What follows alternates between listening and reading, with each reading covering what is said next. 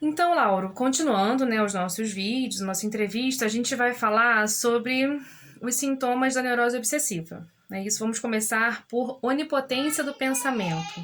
Conta pra gente o que é essa onipotência do pensamento. Dani, a onipotência de pensamento é você dar poder de realidade ao que você pensa. Você dá força de verdade ao que você pensa, independente do que se mostre ao contrário. Tá? Ou seja, você acredita numa coisa e por mais que te prove o contrário, por mais que a realidade se mostre, você continua negando. Tá? Como é que se forma isso, então? Então, esse onipotência do pensamento, na realidade, é um mecanismo de defesa. Né? Se forma na infância.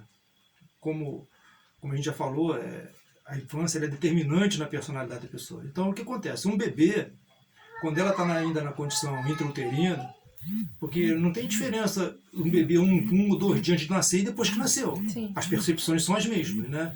Então, o que acontece? O bebê, quando ela está ainda na condição intrauterina, ela não tem necessidades, né? Tudo é suprido imediatamente. Alimento, temperatura, conforto. Quando a criança nasce, quando ela vem ao mundo, ela começa a ter as necessidades, né? Mas num primeiro momento, as suas necessidades são atendidas como um passo de mágica. Um bebê tu não espera pedir, né? Uhum. Você alimenta, você aquece, você embala, ou seja, você dá todos os cuidados ao bebê. Quando esse bebê começa a fazer uso da palavra, quando ela começa a ter pensamentos em forma de palavra, ou seja, quando ela começa a nominar as suas necessidades e nominar o que a satisfaz, ela começa a pensar, pô, fome, comida. Mas ela ainda não verbaliza, né? Mas a comida aparece para ela, né? Tá com dor, ela dá uma choradinha, você vai com remédio. Uhum. Então, para a criança, o que? Eu penso, sou atendido. Eu sou atendido, né? E isso vai até uma certa idade, mas a necessidade, a realidade começa a se impor. Ela vai entender que daqui a pouco ela começa a falar, ela tem que pedir, já não basta pensar. Daqui a um tempo ela vai começar a entender que ela tem que insistir. Depois ela vai ter que entender que ela tem que agir, que você vai falar, mamãe eu quero, não, vai lá e pega. Uhum. Então a realidade se impõe. Tá? Só que na neurose obsessiva, ele fica preso nessa infância, com esse pensamento que alguns teóricos chamam de pensamento mágico. Ele cresce, ele vai para a fase adulta com essa característica. O seu pensamento tem força de realidade. Fulano é cabeça dura, né? Fulano é teimoso demais. Quando que isso passa a ser de fato uma patologia? Vamos traçar uma diferença aqui com 3 aspectos que se confundem: força de vontade, fé e pensamento e onipotência do pensamento.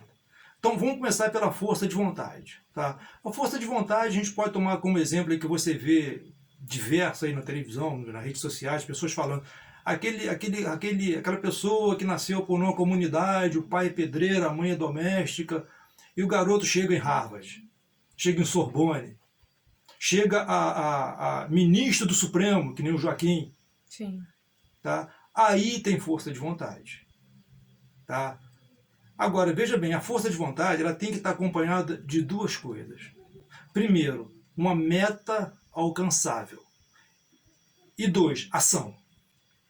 Não adianta só pensar. Não adianta só pensar. Então, aquele menino que nasceu na comunidade, que é muito pobre, tá? Se ele não tiver um determinado nível de inteligência, nível de QI, se os pais não tiverem empenho em ajudar e não agirem para isso, não vai acontecer. Sim. Então, se ficar só no pensamento, meu filho vai ser isso, vai ser aquilo, mas eu nada fiz. Então, a força de vontade, ela é útil, ela é necessária, porque eu te pergunto, se você for para uma empreitada e não acreditar que vai dar, não vai dar. Não vai. Então você tem que acreditar, mas ela tem que primeiro estar dentro de um princípio razoável, ou seja, uma meta alcançável, por mais difícil que seja. E tem que ter ação nesse sentido. Então nós estamos falando de força de vontade, que não é patologia. Tá? Que é excelente a gente tem inclusive. Excelente, a gente vê isso toda hora com a gente mesmo, vou me empenhar. Né? Agora não adianta eu com 64 anos achar que vou bater os 100 metros rasos. Sim, sim. Tem né? que ser uma coisa palpável. Exatamente, tem que estar dentro de uma realidade. A outra coisa que se confunde muito é a fé. A fé religiosa se confunde. Porque a fé em si, ela não deixa de ser uma onipotência do pensamento. Por quê? Porque nada é provado. Sim. Né? Existem os dogmas da igreja que você não pode discutir. Então, aonde começa a patologia? Então vamos lá. Você está com um ente teu no hospital, né, enfermo, você vai na igreja, você faz a sua oração, você acende a sua vela, você convoca um grupo de oração, você tem fé, você acredita que essa pessoa vai melhorar, você quer nada de patológico. Pelo contrário, quem não tem fé também só perde. Sim. A fé conforta, a fé ajuda. Tá? Então quem não tem fé só está perdendo.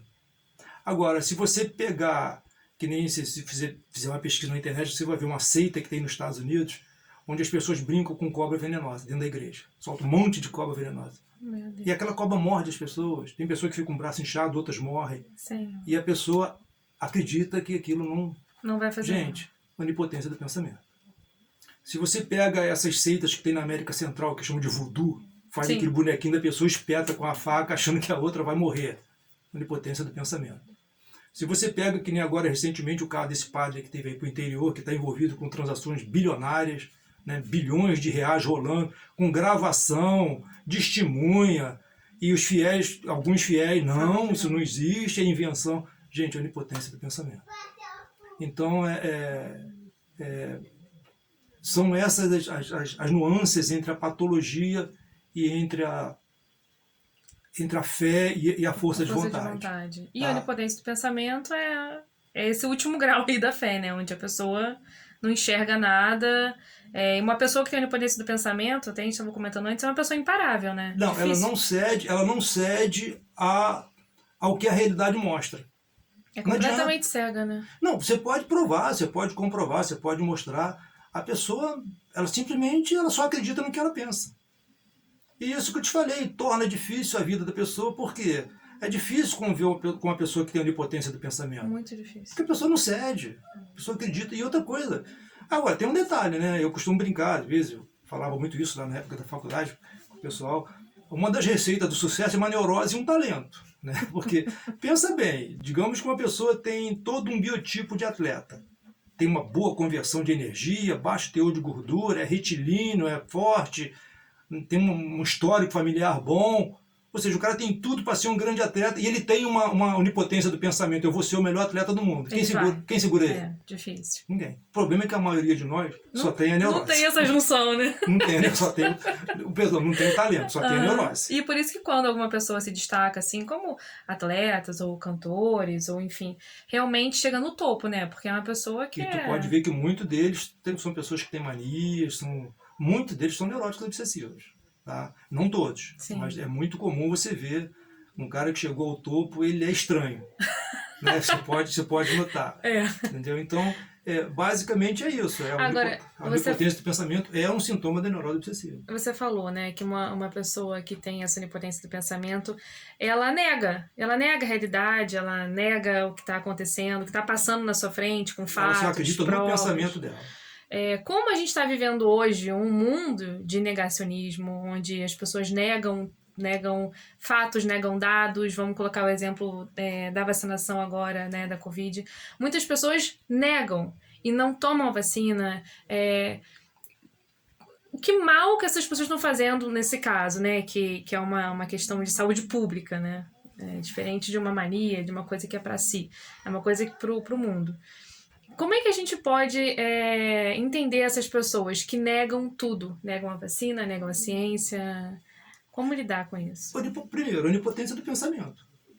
Se você pega um gráfico onde morria 1.200 pessoas por mês, ou por dia, sei lá, e hoje morre 100, 150, no mundo todo, se toda a comunidade científica fala a vacina funciona, se você vê que as pessoas que tomam vacina pegam Covid, mas não são internadas, a gente tá aí, e você continua negando, isso é o quê?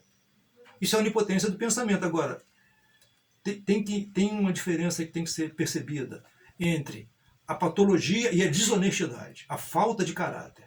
Então veja bem, essa pessoa comum que se nega a se vacinar, que tem a vacina do lado e ele não vou tomar, meu pai não vai tomar, meu filho não vai tomar, e as pessoas morrendo em volta, ele está prejudicando a quem? A si próprio. A si próprio. A patologia tem isso. A pessoa dá tiro no pé. Agora, quando você pega uma pessoa estudada, político, que nem o caso do ministro da Saúde, ele é médico, você acha que ele não sabe que a vacina faz bem? Eu acredito que ele sabe. Você acha que ele não sabe que as pessoas vão morrer se não tomar vacina? As estatísticas mostram a cada dia que atrasar a vacina das crianças, 2 vão morrer. Ele sabe disso, como esses deputados negacionistas, como essas pessoas negacionistas sabem disso. Agora, eles têm ganho. Eles têm ganho. Que ganho? O voto dessas pessoas que têm onipotência do pensamento. Que acreditam que são negacionistas, né? São negacionistas porque têm onipotência do pensamento. Tem uma patologia. Entendeu? Porque uma pessoa que olha esses gráficos e continua negando, só pode ser onipotência do pensamento. Agora, o político, ele só pensa numa coisa: o que eu vou fazer para ser eleito? Então, quando esse ministro vem, quando ele vem atrasando a vacina, como ele fez para atrasar a vacina do adulto, e como ele está atrasando a vacina das crianças, ele tem um discurso próprio para um nicho, que é mais ou menos 20% dos eleitores que apoiam essa tese. Então, não importa se vai morrer gente, se não vai. É muito triste falar isso, Dani? É triste. Isso não é patologia, isso é mau caratismo. É triste porque a gente acaba que fica na mão dessas pessoas, nesse caso. Porque a gente depende deles para a vacina chegar nas nossas crianças, demorou a chegar pra gente. Olha o mal, a onipotência do pensamento, ela faz mal. Muito mal. Não, a onipotência do pensamento faz mal, mas ela faz mal pra gente. Sim. Agora, o mau caratismo faz mal para todos. Então, eu me negar a tomar uma vacina é uma coisa, eu não vou tomar. Agora, eu chegar e pregar isso para os outros, eu criar uma dificuldade para os outros, isso é outra coisa. Isso é mau caratismo, isso é falta de empatia. Poderia se enquadrar no que a gente já falou na perversão, mas não é. Entendeu? Porque o perverso, muitas vezes, ele faz coisas que o prejudicam. Entendeu? E nesse caso não, eles só fazem isso para levar vantagem. Então, para você ver, voltando ao nosso tema principal, que é a onipotência do pensamento, o mal que a onipotência do pensamento pode fazer a si próprio e ao outro. No convívio familiar, no convívio com os amigos. Às vezes um cara que tem onipotência do pensamento, que consegue uma posição de destaque numa empresa, e às vezes ele concede que a onipotência dele, o pensamento dele, ele está certo. Às vezes acontece isso, tá? Mas muitas vezes as condições mudam e ele precisa mudar de pensamento e ele não muda, ele leva a empresa à falência. Sim. Nós temos um caso típico aqui em Petrópolis de um grande banqueiro, que eu não vou citar nome, que era um dos caras mais ricos do mundo. O cara simplesmente quebrou. Por quê? Porque ele tinha uma onipotência do pensamento. Eu o conheci pessoalmente. Ele tinha uma onipotência do pensamento. O cara era fera no que ele fazia. Que durante o tempo deu mercado certo. Financeiro, durante muito tempo deu certo.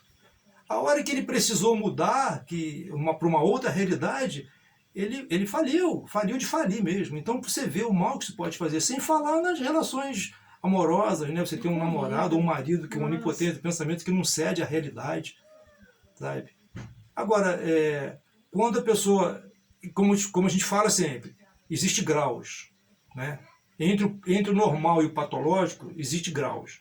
Então, aquela pessoa que ela é meio cabeça dura, como você falou, a pessoa é teimosa. Sim. Mas a pessoa é teimosa, no momento que você mostra a realidade, ela, por mais que sofra, ela ceda, não é patológico. Uhum. O patológico, ele vai ali, ó. Eu morro de Covid, mas não tomo vacina.